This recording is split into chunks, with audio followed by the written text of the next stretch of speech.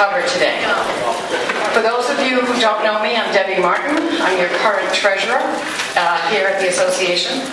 And I'm here today to welcome all of you to the Bank of Cape Cod's Flood Seminar. Obviously, this is a topic that's terribly important to all of us. It couldn't be more relevant or more time sensitive. We're very lucky that the Bank of Cape Cod was willing to put this on today and serve you all lunch. I think that deserves a round of applause.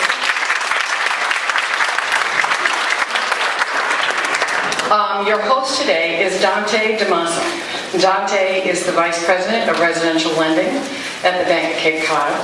He has over 25 years of experience in residential lending. And most importantly, Dante has a home on Martha's Vineyard that's going to be in the new flood zone. So please help me welcome Dante DeMasso from the Bank of Cape Cod. Thank you, everybody. Good afternoon.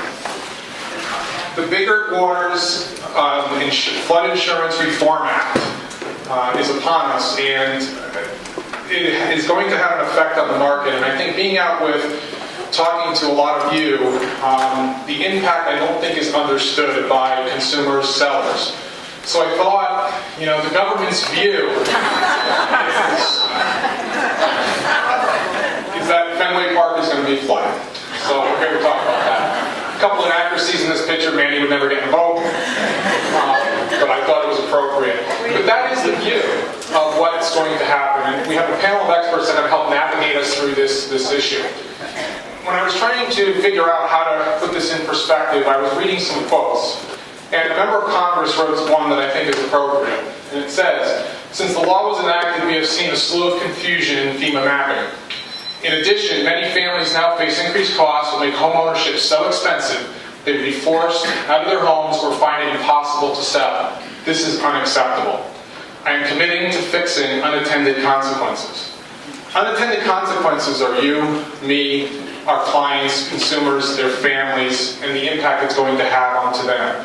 And the person that said this was Maxine Waters, who wrote the act, which is, I think, very appropriate. They passed the law, and now we're going to figure out what the consequence is of this law. So we assembled again, as I said, a panel of experts that are going to help us navigate and understand how this relates to us. How does it relate to when you talk to a potential seller or buyer? What do they need to know? What impact is it going to have on them? And in order to do that, we brought some very extinguished and experienced guests. The first person that I want to introduce is Douglas McDonald. Douglas is president and CEO of Murray McDonald, founded in 1971, or as Douglas wanted me to say a few years ago. He is a certified risk manager, chartered property and casualty underwriter. He's married to Maria, lives in Falmouth, has 4 children, and is the director of the Cape Cod Sympathy Orchestra. We have Michael Fabiano. Michael is the managing partner and CEO of High Point Engineering. They're a full-service civil engineering and consulting firm. We have Ralph Cataldo, president of Cataldo Custom Builders, 25 years of building experience. 2011, Ralph's company was selected by Builder Magazine as the top small builder in America. Pleased to have him. We have Richard Morris of Morris in Newell. Richard has been on Cape Cod practicing since 1970-something. We'll leave it at that. And he's the most avid Red Sox fan that I know. At the Bank of Cape Cod, I'd like to introduce some of our folks. Where's Mr. Tom? Tim? Is he here? Tim, wave there. This is our president and CEO of the Bank of Cape Cod. Keely Scales is our mortgage underwriter. Proof that mortgage underwriters are people. Carol Cook. Where's Carol Cook? Carol is one of our mortgage loan officers, and she works out of our Osterville office. And we have Kelly Benway. She works out of the Falmouth office. And Charlie DeSimone. Is Charlie still here? Charlie is a senior VP and our commercial lender. So we thank you for the opportunity to put this on. We hope it's informative. Before I hand it over to Doug, what we're going to do is we're going to do our presentation, and then I'd ask that you hold your questions until the end. We're going to have a Q&A. We're going to put the panel of experts up, and you can ask any question you want. But I think you will find that the subsequent presentations may answer a lot of what's on your mind. So thank you. At this point, I'm going to introduce Michael Fabiano, who's going to talk about the engineering.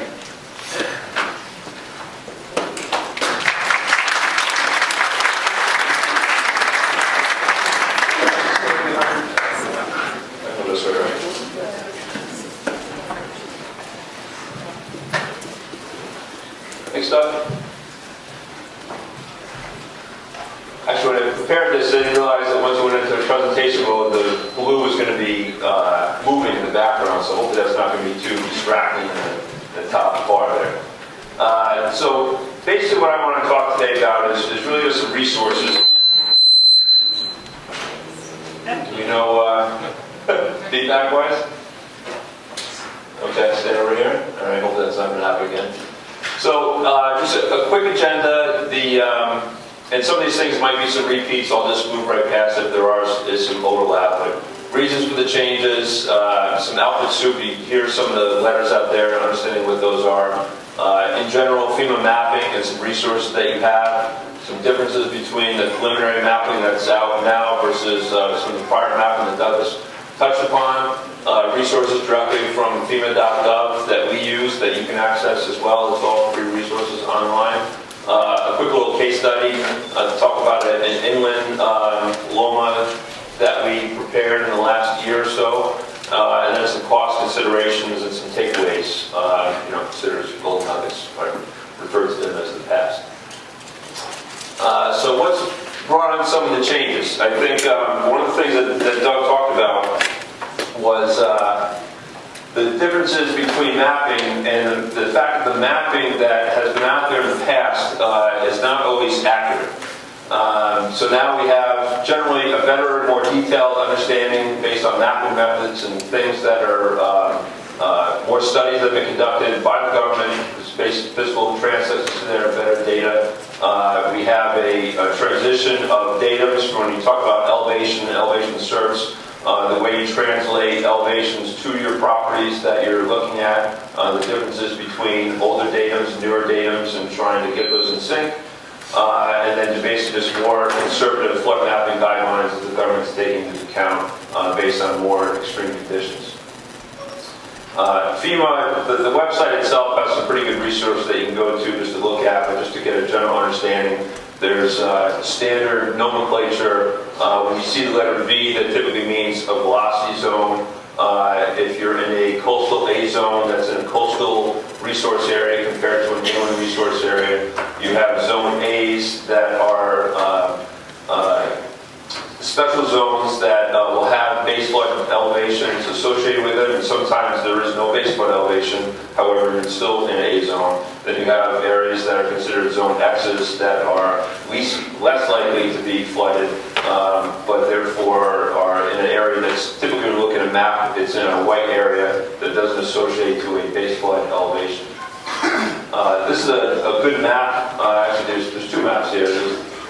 This map is a map that shows you a typical overlay based with an aerial photography underneath, and then kind of gives you a general sense on when you look at it, the different nomenclature you may see. So you can see a zone VE that's in a velocity zone, and then you can see a number right underneath it saying elevation 12, which is considered the base flood elevation. You can see areas over here to the right that talk about zone X's, which would be areas that are spot areas that are outside of flood zones. So depending on what type of map you're looking at, you can see all different versions and variables of how the floods affect certain areas.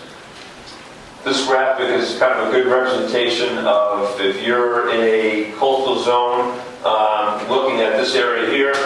This is a velocity zone, so as a flood comes in, you can kind of tell that the elevation of the flood starts to decrease from elevation 12 to 11 to 10 to 9. And then once you get outside of an area that is affected by the flood, you'll get into an area that is shaded, that is slightly in, and then a white area above that's labeled as zone X that would be outside. So as you look at maps that are online that are all available, you'll see nomenclature that I'll talk about. You'll see certain numbers that typically always relate to elevations, and that gets tied back to the elevations search that we do.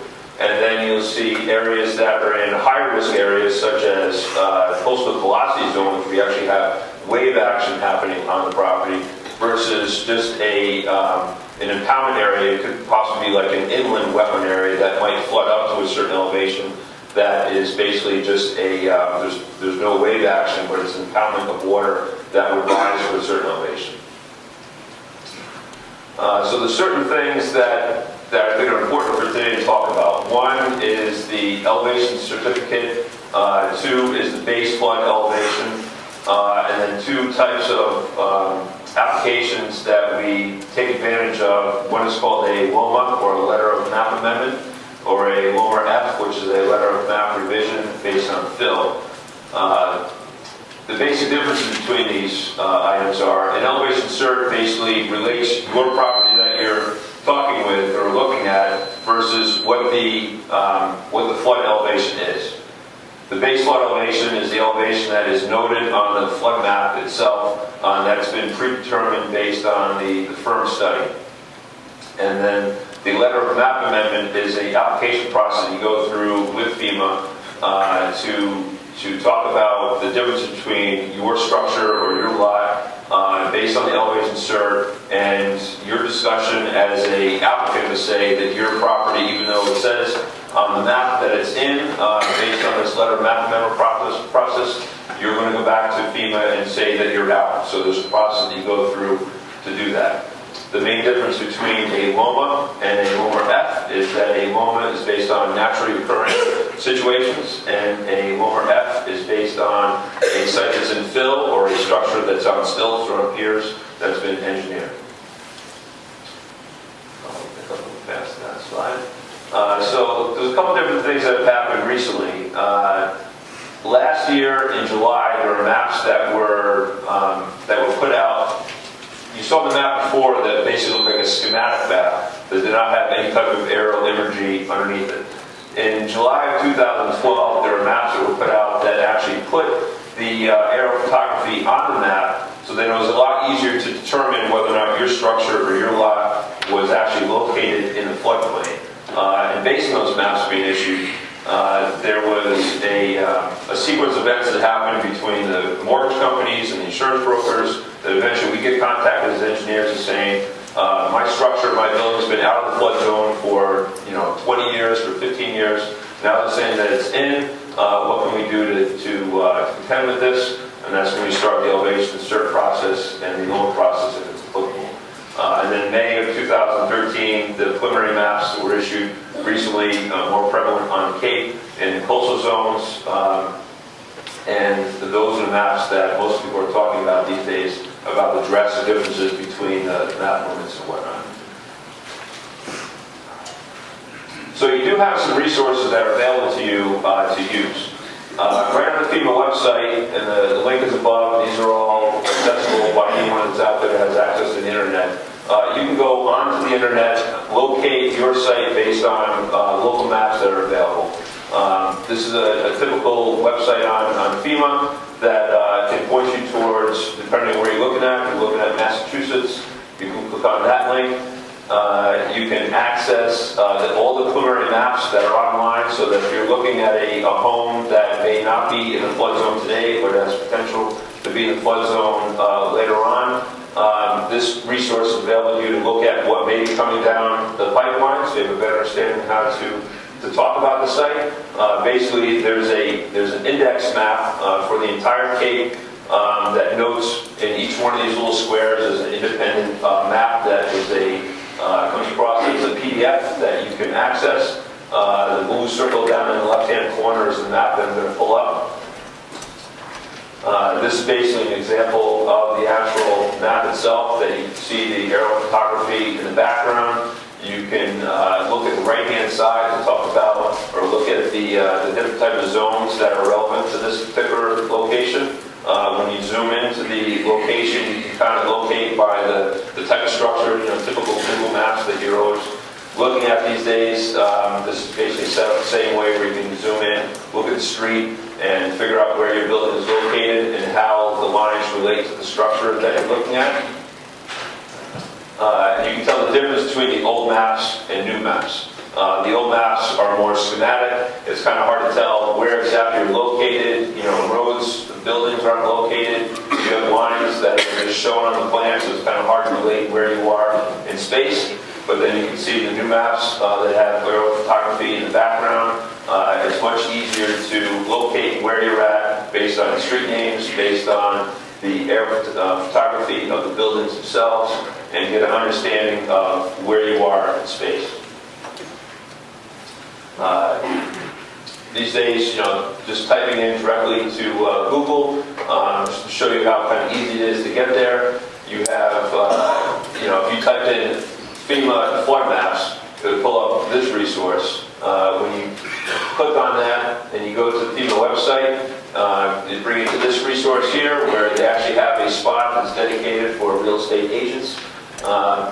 When you click on that link, you can search by map, which is circled there on the in the red circle. When you click on that link, this brings up the country where you can just type in an address, where the address is. I like to vacation in the Red Jacket Inn, so in West Yarmouth, so I punch in that address. When you punch in the address you're looking at, it'll bring you directly to the site. This map right here, if you click on this link, this will bring you to the actual current map compared to the preliminary maps where I had you before. When you click on this link, it brings you actually to where the maps are located. So this location, if this is where the Red Jacket Inn is down here in this peninsula, when you click on this area here and you click on that link, you access this page, which this tells you the location where it's at, when the map was published, and whether or not you want to view the map. If you click on that link, this is what you get. So based on the current data, you'd be able to locate your site to understand what the current is based on the preliminary maps that I showed you before. You'd be able to understand whether or not there's going to be any dramatic changes on the map coming up.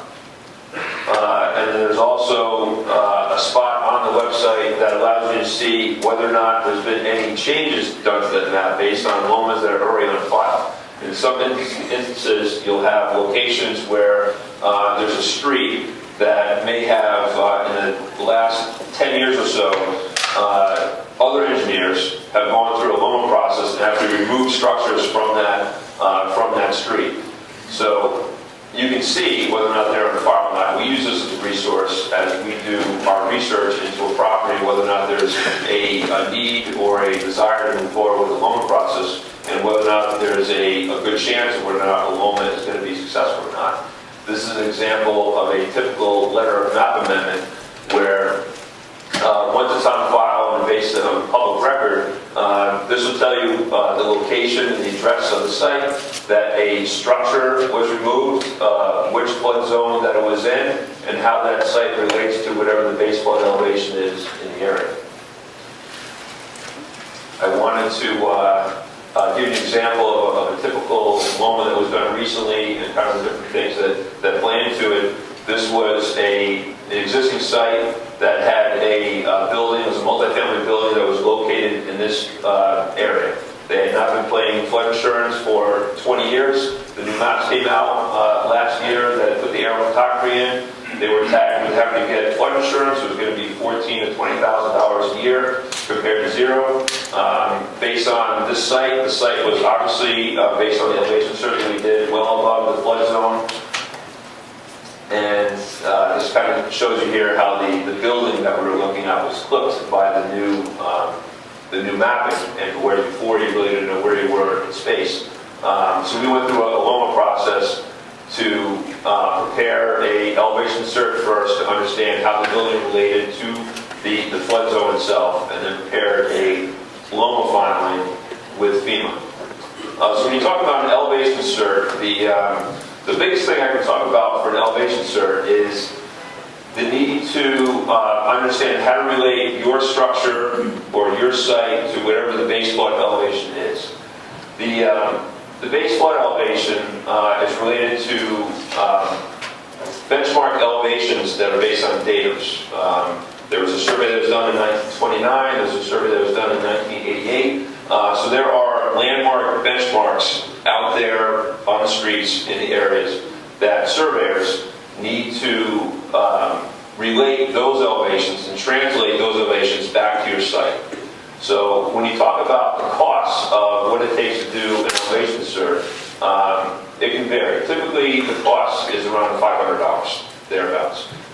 The reason why it gets more expensive than $500 is that for some reason you have a difficulty relating the elevation back to the site. There's different technology like GPS, and there's typical survey records where if the benchmark is a mile down the street and you have to relate that benchmark all the way back to your site, that might take more cost, more time, and more effort to relate that elevation back to the property.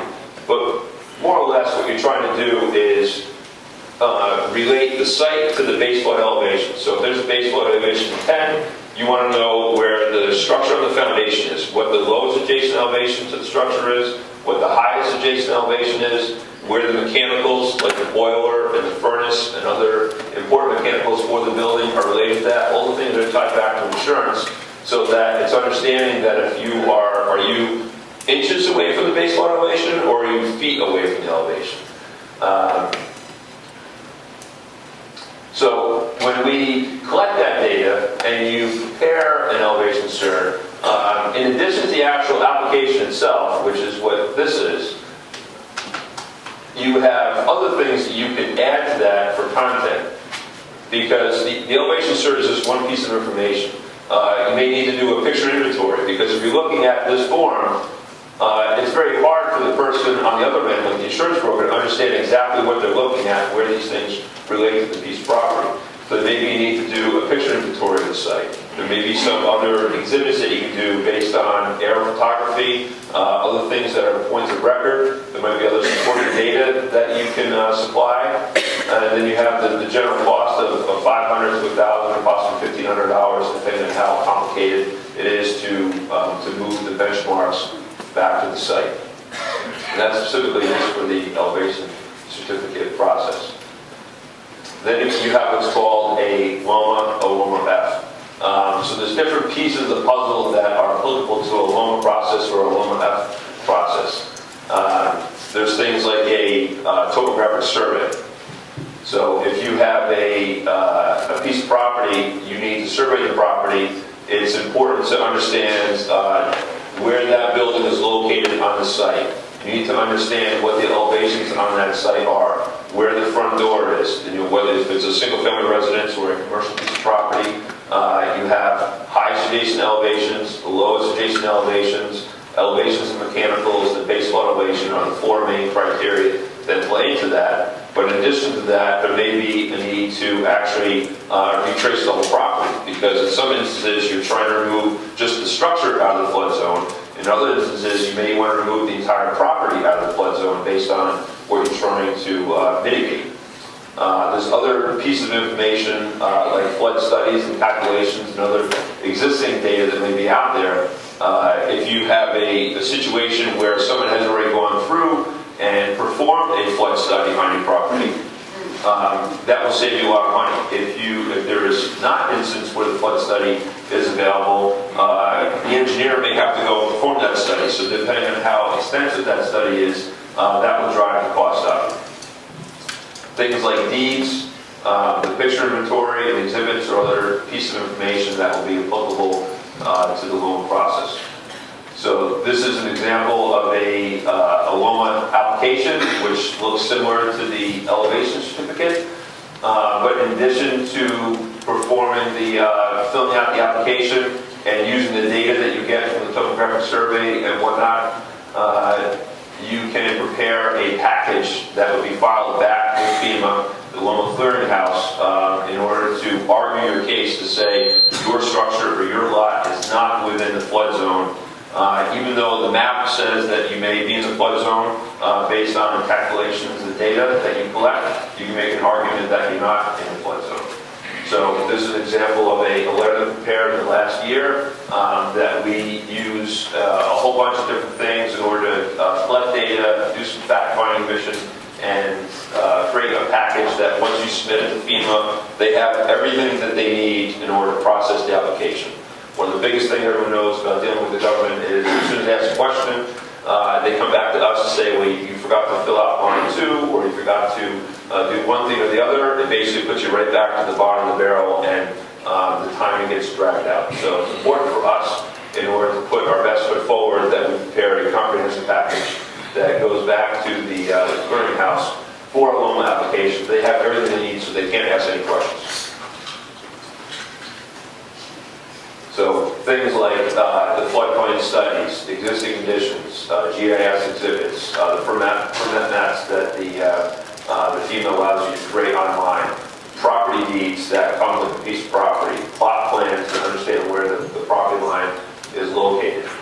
This is a commercial piece of real estate, but you can tell the extensiveness of the survey that obviously, this survey would be more expensive than a small lot that might be on a quarter acre with a single family residence. Depending on the application, the survey can get more expensive. So the cost drivers for us that drive up our fees are the amount of research may be required to understand what we're dealing with, the extent of the topographic survey that we look into the site, whether or not there is or there is not a base flood elevation involved with the property, whether or not we have to perform studies, or there's already studies that are on file that we can latch onto, and other things that if you have a piece of property that's in a flood zone, as a broker, as a piece of information that's probably already available, making sure that homeowner understands that they should already have a certificate of compliance if they've done construction in the past, that is a very important piece of information that they should have on file, and not always the homeowner will move forward and actually do that certificate of compliance if they've gone through the typical notice of consent process with their local conservation commission. So I put together this quick little schematic outline here to kind of show you what may drive some cost. So number one is basically a small lot, standard single-family home residence. So if you need to locate that structure, locate that lot, obviously the size and scope is much different than if you have a large lot with a single structure on it, and whether or not you're trying to remove the entire property or not. So that's a cost driver. You may have multiple structures on a large lot, like in case number 3. You may have a large lot with multiple structures where you have high elevations and low elevations. And depending on what structure you're looking at, you only get a chance to remove one structure from the flood zone. Michael, in the interest of time, we're going to go in a few minutes and have Ralph just speak in about 10 minutes to a question and answer session. So I know you guys have a lot of questions that you want to ask. So if it's okay, we're going to save some of this for the Q&A. Sure, I was done. One more slide. That's all it. right. I'm done. I'm good. So some golden nuggets you take away. Elevation certificate first. Depending on what surveyor engineer that you hire, make sure they have experience in this realm. You understand the performance risk assessment. I'll let Ralph talk about the moving utilities. It's not always the case that you can provide or move forward with a lower F. And understand what type of level of effort is going to be required to submit for a solid application.